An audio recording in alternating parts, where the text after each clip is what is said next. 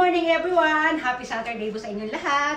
O ayan, ang ganda ng ating pagkakasabado. O, tingnan nyo, orange with white flower. At ito naman ang ating orange na tasa. At syempre, mawawala ba naman yung ating puting flower.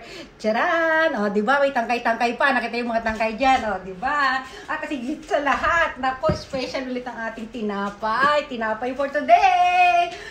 From the Philippines ulit! Yuhuu! Ang aking favorite! Ano yan? Hulaan nyo?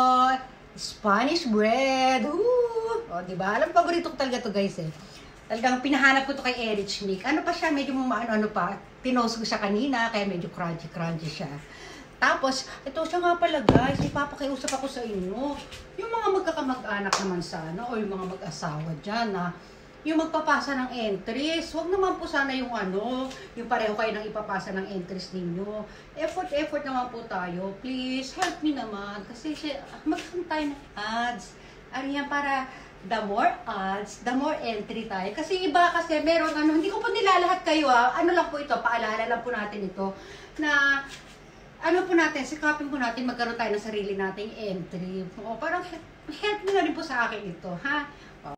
At siya nga po pala, ito pa, may isa pa tayong kung meron po tayong multiple account, kunyari, yung isang taong example ko si ay Jane Barcoma, shout out sa'yo, example kita. Kunyari, meron si Jane Barcoma, meron po yung 4 na account.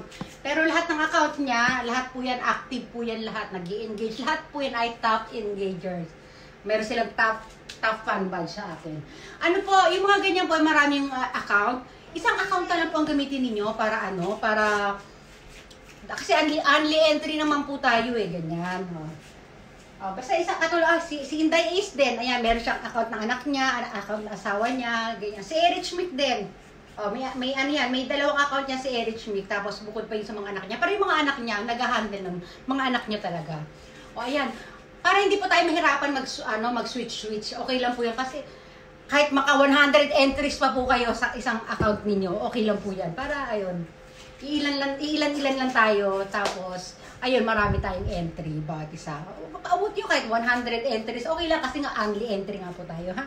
O yun lang po muna, ha? Sige po, papaalam na muna ako habang tulog pa si Kate. Ay, hindi ba ako nag-flex? Oh no, wait. Dali lang. I-flex natin ang ating kasuotan. Tan. O, di ba? Tuwa ako dito, alam nyo ba? Nung isang araw, suot ko ito isang araw, siguro mga 3 days ago, hindi ko siya pinlex, pinalitan ko siya naman kasi wala akong ma-eterno. Ito, galing dito sa Pilipinas, pinabahanap ko ito kay Erich Mick. O ayan, di ba? Oh, take a closer look ulit, o di ba? O, tasang-tasa, o. Medyo dark siya dito, pero caring natin, syempre. Aura-aurahan natin. Tsaka nga pala guys, ito ha, may tips ako sa inyo. Pag magpipictorial tayo, yung mga pang-profile natin. Yan, napaka-importante nito. Kasi lalo na tayo yung mga nagkaanak na, yung ganito natin, lumalaw-law yan. Akin din, ganyan mo yan, lahat tayo nakaganyan. Chest out, puwet out. Chest out, puwet out. O, di ba? Ayan. Tapos, stomach in natin, ha?